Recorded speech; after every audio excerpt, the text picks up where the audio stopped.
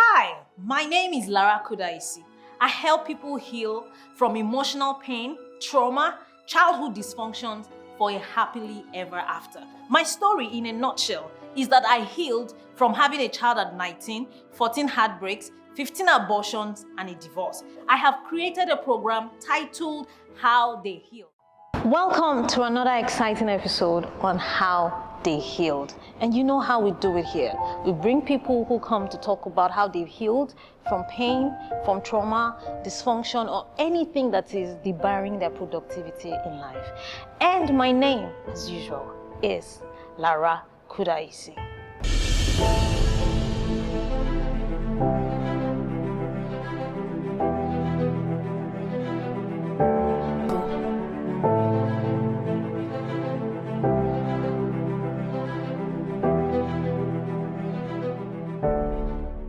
Welcome back. Today we're talking about something very important that the society needs to be conscious about. And we're talking about sexual abuse and everything else that surrounds it. I'm so excited because my guest in the house is going to do justice to this issue. So guys, welcome a prolific comedian and an actress, Calabar, Chic. Thank you so much for joining. Thank you for Are you going to make us laugh today? Are we supposed to be laughing today? About something like this. But this is what you do, you know, Yes. laughing and then helping, people laugh. So, but today is a very serious topic, and we're talking about sexual abuse. And we know you have been through, I know you have been through sexual abuse. So when did it happen? How did it start? How did you heal? So many zillion questions that I have for you, but, just walk us through, that. Well, like she said, my name is Calabar Chic, comedian, actress, and more than meets the eye. So, because of what I do, right? People expect that, she would be happy. She would be one of the happiest people in the world. I get that a lot. When people meet me, you must be very happy. Oh, you make people laugh. You do all these funny things. You crack all these jokes, The thing is, I'll always tell them, I have been through so much in life. I have walked a path that I wouldn't even wish on my worst enemy. So I know how it is to live a life when you wake up every morning, you don't even know how your day is going to turn out. Some of those days, you don't even want to live. You don't even want to be alive. So, but what is responsible for feeling that way, according to you? Yeah, well, traumatic events. Beginning from when I was 14, I was sexually assaulted, beaten, dragged, raped, attacked by 2 guys. Was it by people you knew? No, not really. These were people that I knew, but not personally, not on a personal level. Okay. I just knew who they were. Okay. You know how you live in an area where there are people, there are hoodlums and, boys doing things. You know them, but you don't know them. With them. You don't relate, you don't talk to them, you're not friends. I'm an introvert, big one. I still am. And when I say people, people get surprised, but I really am. So growing up, I never really had friends. I never used to talk to people around where I lived, where I grew up. So one of those days, I was on my way to the market to meet my mom, because she had a stall at the market. She sells stuff in the evenings. So, and growing up in the kind of family that I grew up in, Christian family, you have to love God. Yes. And, they make you believe that when you're godly, that's the gateway to heaven. You're not supposed to have a boyfriend. You're not supposed to know a man. And, I was pure like that. The only place I knew was the church. Every society you can think of in the Catholic Church, I was a part of it. Lay readers, block rosaries, and Vincent de Paul, So you were very religious. I was very, very, yes, because of the home, I was brought up in. And this was a girl that all she knew was church. She didn't have friends. She didn't used to relate with boys around the area, or because sometimes looking back at it now, I said to myself, if I was that kind of girl, maybe it wouldn't hurt so much. It still would hurt, but the fact that I was that pure, you know, so yeah, I was attacked. You know, they raped me. One of them actually did. The other one didn't actually. He was watching out for his friend. He was watching how his friend... Yeah, so it happened. And this was a girl that never had any sexual relations before. I'd never even thought about it, you know. Yeah, it happened. And then that was me. Went back home. Immediately, when it happened, you stood up and went back home? No. I was there for the whole night. It was an outside area? Yeah, I was dragged into like a school, like an uncompleted. And there was nobody inside? There was nobody. I screamed for help. Help was not coming. The first person I had issues with was God. I got angry. I became a very angry person. I was angry with God first. I'm like, how did you let this happen to me? A pure girl. How? A Christian girl. They told me that if I was in trouble, I should call you. Call on you, you will save me. But I called on you, you were not there. I begged these people. I told them I had never done this before, but And so the next day? I was angry at God, I cried. I was there, it rained. I didn't go home, my parents were looking for me. It rained on you? Yeah, it rained. It rained. You know, experiencing something like that, the pain first, then the anger, then I felt dirty. I felt like filth. I was so ashamed, I couldn't even get up. My clothes were ripped. So eventually, later on, early in the morning, I was able to get up, I crawled, got home. My parents had been looking for me. They had gone to the police station, gone to different places. I didn't have friends, I had just one friend. They went to a house, of course I was not there, so where could I have gone? The moment my mother saw me, she just knew what had happened. Wow. She just started crying. You know, your clothes were ripped and you must have been dirty. Crying. Now the thing is, I didn't even speak. For like almost 3 days, I didn't speak to anybody. I didn't utter a word. I was in shock, I was angry. Most of it was anger. I was angry at everybody around me. So this is why we say trauma, can bring anger. Everybody and that around anger can last for a very, very long time. So yeah, that happened. Took me to the hospital. Doctor tried to talk to me, to get me to talk. I didn't really talk. It was on the day that I decided to speak. That's why sometimes when I hear people say, oh, this happened, she got raped, why didn't she say anything? People react to these things differently. Some people will cry, some people will shout, some people will run, some people will speak out, some people will not. In my own case, I was just in shock and angry, so I didn't want to talk. So on the third day, when I finally spoke, this is what happened. This is who did this to me, My parents tried, my dad went to the police station. Of course, he wants to open a case. They said, oh, bring money. Oh, well, who is it? Is it that boy? That boy, we've heard too many stories about him. He has been raping girls, he has been doing this. So what are you guys going to do about it? Nothing was done. Nothing was done. Nothing. Yeah. I lost faith in the police, like early on in my life. Right. Even up until now, I try so hard. I mean, I have some friends that are police people, but yeah, so that happened. I struggled through it. This was 14, 15 years ago. I was 14 then. Wow.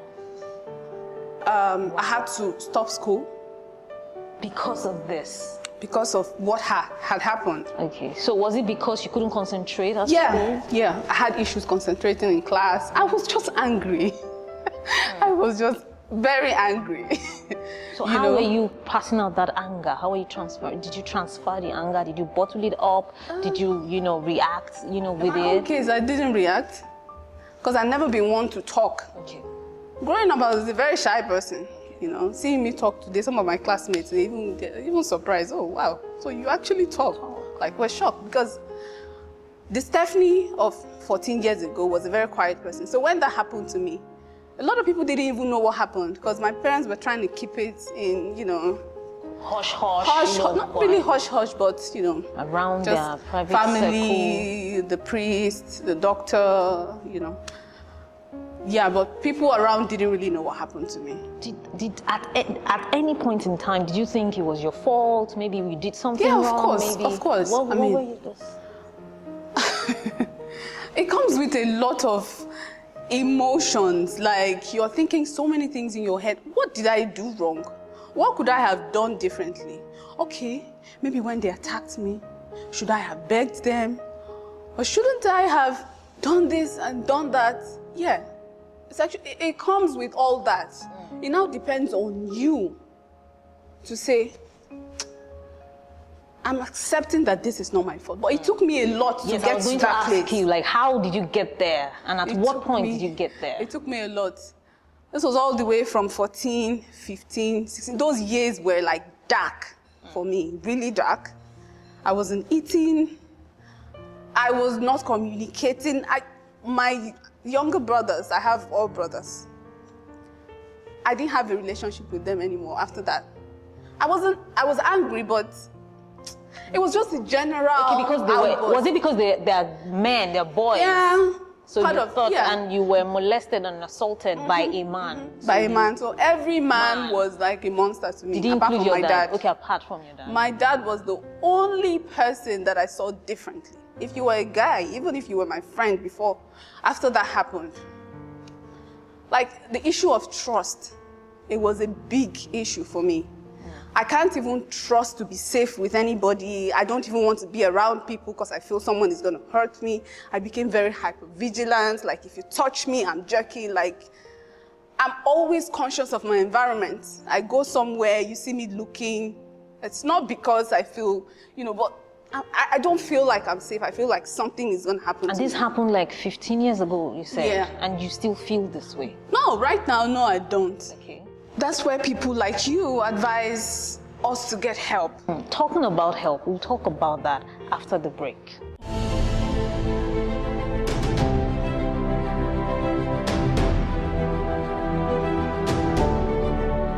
Welcome back.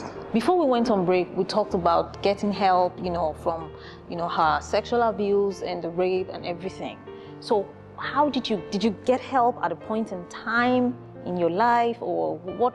Yeah, eventually I got help, but to me I felt it was too late. I wish I had gotten that help early enough. I wish I knew better to go look for help. My parents tried. I mean, the doctor tried, but he didn't do the things that he was supposed to do. Eventually, I found out when You're talking about a doctor, like a medical doctor. What was he supposed to do that he didn't? Well, I don't know, but you know, my parents thought, my mom, for example, at a point she thought it was getting spiritual. Okay. I wasn't getting better, you know, I attempted to kill myself a couple of times. Wow. You know, after that, she said, oh, no, take her to church. We went to church, and that because didn't they had, work. you know, related it to a spiritual attack. Somebody's trying to hurt our daughter, village people, you know, and things like that. Mothers, you yes. know. So, but you said you got help, and you said it was too late. Yeah, it was too late because it was when I was in the university already. Okay. That was when I knew I needed to see a therapist or a psychologist, but we had one in school. So he was the one helping me through it. Even like last year, I spoke to BBC about the incident, and I was really surprised because I didn't think it would ever get to a point where I would talk about being raped without me crying a full bucket of tears. Okay. So, but when you talked about it, yes, that time one of the cry. exercises he made me do was constantly talking about it. I talked about it to a point that I was even getting bored of my own story. He needed me to talk about it to a point where it won't even, I won't even have to react to it. That so, was what did that do to you?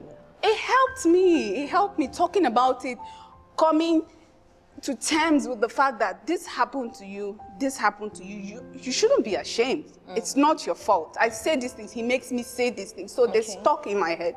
But there are people out there who don't have this. They don't know that they need to see someone to help them. You're wallowing in self-pity because it gets to a point where your self-esteem It's low. you get drained. You feel like you're worthless. There were times when I felt really dirty. I felt like, well, look at me. Wow. Who is going to marry me? I was going to come to that. So how has that affected your relationship with the opposite sex? Oh. Are you married now? No, I'm not. It has actually. Yes. It has severely.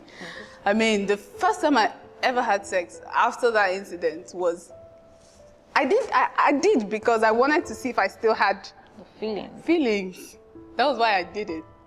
Because I felt like I didn't have a heart. I felt so like, I felt like I was in a dark place. I didn't have feelings for anything. I didn't have human sympathy, nothing. I was just a very angry person. But with those exercises, it was helping, and eventually, So had a boyfriend. is it safe to say it wasn't too late, like you said, because it helped you? What Yeah, it did. But But I wish I had started earlier. Okay. I wish I had, because I had to go through a lot in my first and second relationships that didn't work because of this. Well, I had issues with, touch, sexual, everything. I didn't like anyone touching me. So it was hard. I had to prepare for it. Okay, this person is someone you trust. I had to prepare my mind for it. And then looking at it, I almost got married. Almost. Because I was going to ask you, did you almost. think of marriage in this process? Almost, yeah. I got there. I got close, but I felt like I wasn't ready for it. Okay. Was this because of all of it? Yeah, it was because of this partly. Because I just kept saying to myself, you don't deserve someone like me. But then eventually I told him. But the mistake that I made was not opening up about what happened to me. To you, okay. So he kept wondering, why is she like this? What is wrong? And I'm not telling him. So eventually, last year, 2 years ago, when I came out, when the BBC interview was, out everywhere, he saw it and he called me. Oh, was that the first time? That was the first time he heard. You almost got married. Yes, that was the first time he heard about it. He called me and said, "Wow, you could have just told me." I didn't trust anybody enough to tell them. So trust was a big issue. It was a big issue for me. It was that incident. Yes, I was scared that I would open up and then we get married. Tomorrow he's going to say, "Oh." Because all of this was in your head. It was just in my head. You couldn't share with anybody. I couldn't share. Seeing the psychologist helps me, but I helped myself a lot too. Yeah, because no matter who you see, I helped the work myself a lot. has to be on it was you a first. decision. I always, because I get people sending me DMs asking me questions about these things, even people who have spouses or, are in relationship with people that have been victims of. I tell them, I said, it doesn't matter how many therapists you see, you have to make a decision on your own to save yourself first. Living, I see it as an act of bravery. You have to say, "Oh, I'm going to fight for this life. I will fight for it." So, deciding to live a fulfilled life after witnessing or going through sexual assault or rape or molestation is an act of bravery. It's an act of bravery. It's a fight. It's a fight. It's a fight. Against who? Well, it's a demon. That's what I call it. Okay, so at what point, what necessitated you to now start talking about it publicly? Okay. Now, when you go online, let's talk about rape culture. Okay. There are things that I see online that just breaks my heart. People just want to talk because, everybody's talking about something they don't really understand. There were times when, some people came out to say they were raped by pastors and, certain things. I was just reading comments and saying, people don't really understand what this, what we talk about rape, a lot of people don't understand. Yeah, because people usually think it's just a physical act. It's an act done to the body. And, when you wound or when you injure, you just get up and move on. It heals. And then, so why do you want to keep going back to it? People have no idea about the mental damage, the psychological torture, the everlasting scar. You are scarred for life.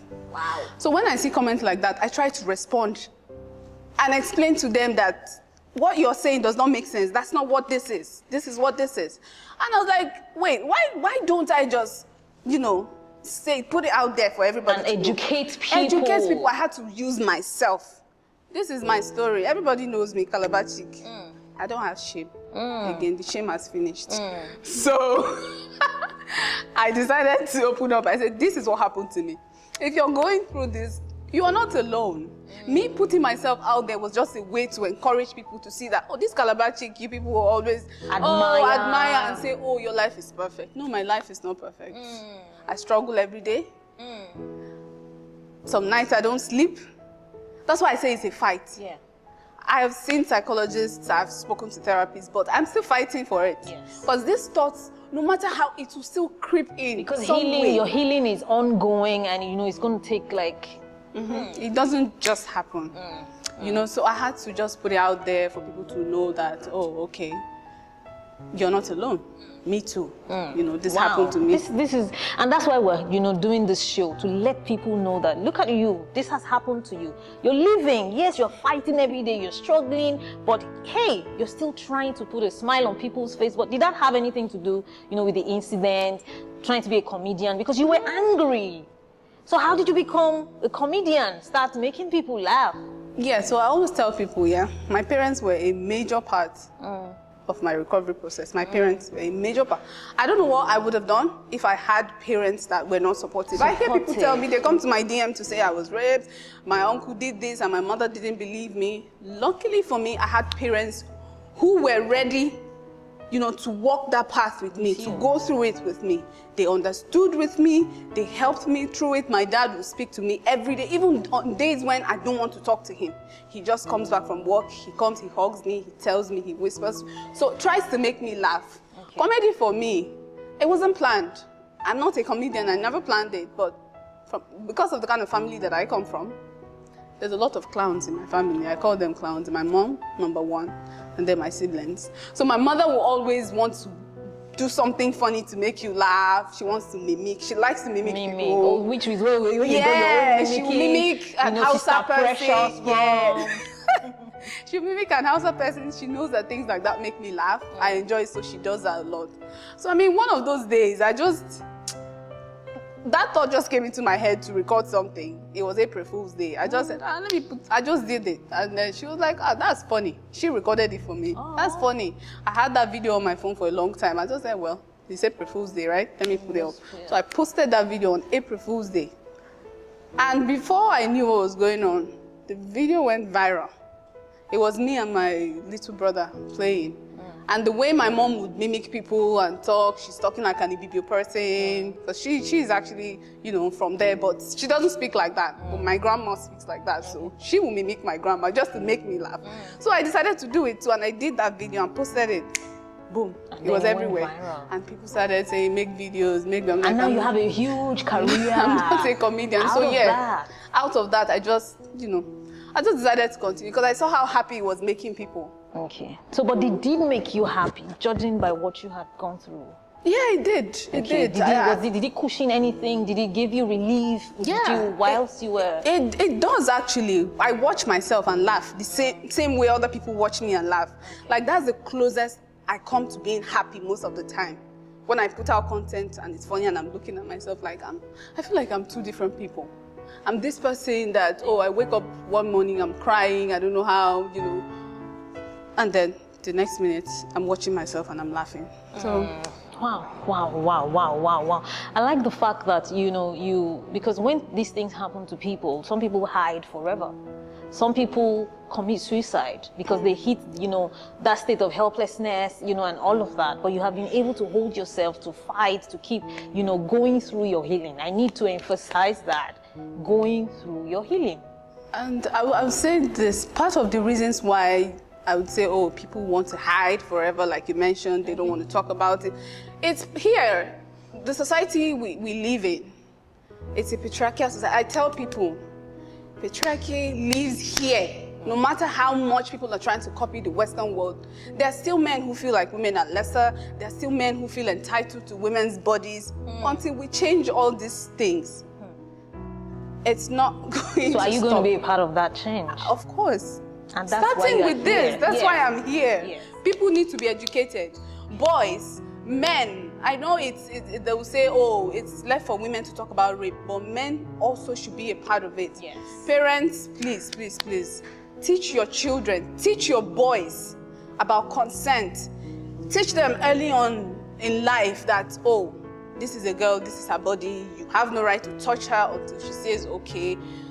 Teach the girl, like girls, I had an issue when I came to Lagos newly.